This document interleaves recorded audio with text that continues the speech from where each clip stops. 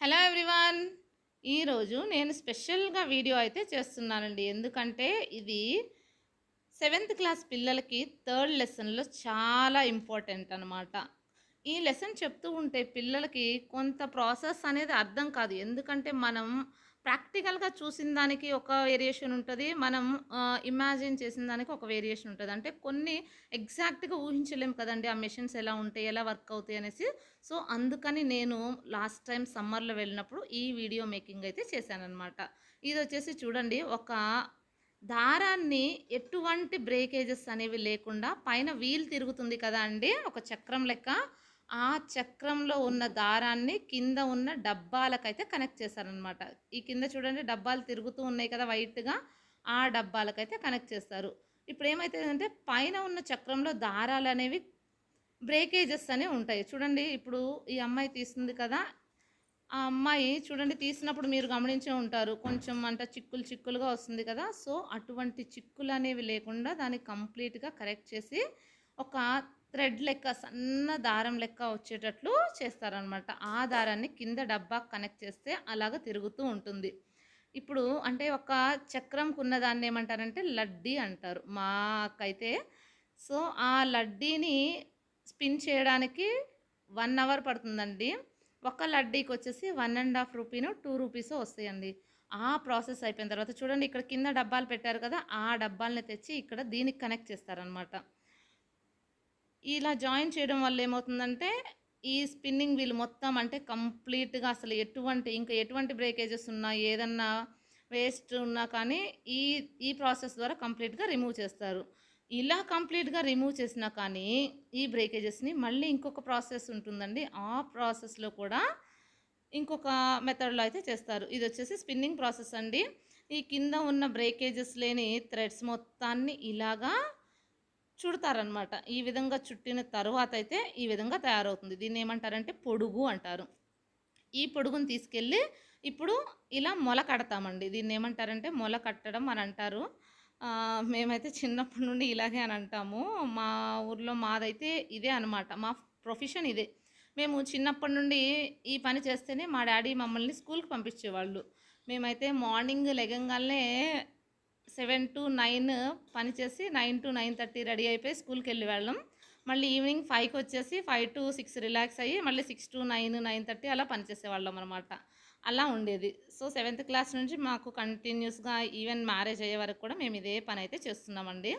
So, ఇదే మా profession. చూడండి ఇదొచ్చేసి మొల అంటారు. ఈ మొల కట్టడంలో ఏందంటే ఇంకా అంటే ఇందాక ఆ స్పిన్నింగ్ ప్రాసెస్ అయిపోయింది కదండీ పెద్ద వీల్ మీద.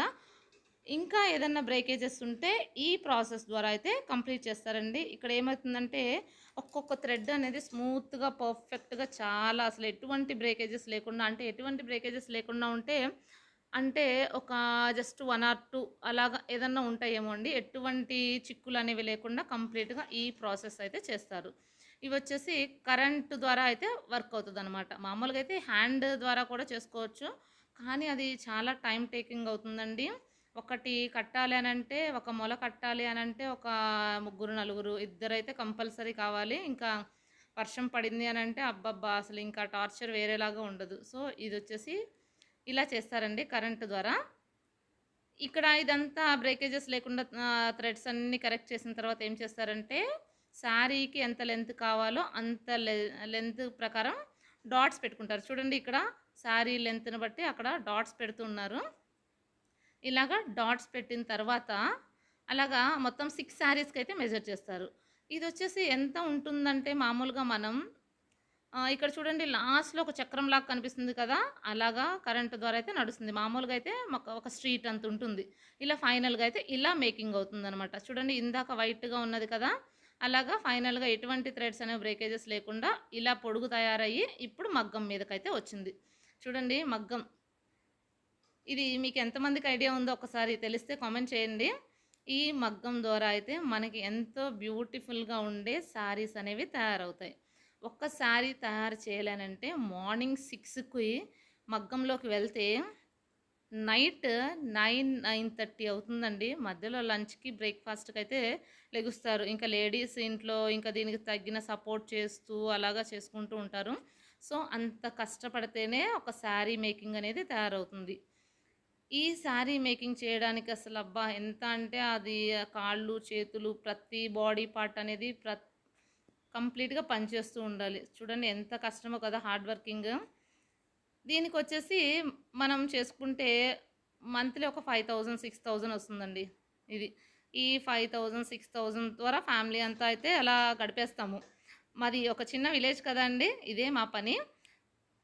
కానీ ఈ పనిలో ఉన్న ఎంజాయ్‌మెంట్ ఇప్పటికి కూడా మేము ఇంటికి వెళ్ళినా కానీ ఈ పనైతే ఇలా చేస్తూనే ఉంటాం కూడా. ఎందుకంటే అది మా చిన్నప్పటి నుండి చేస్తున్న పని కదా అండీ! చూడండి ఫైనల్‌గా శారీ మేకింగ్ అయితే రెడీ అయిపోయింది. మనకి 6 శారీస్ వస్తే ఆ 6 శారీస్ ఒకే కలర్ వస్తాయండి.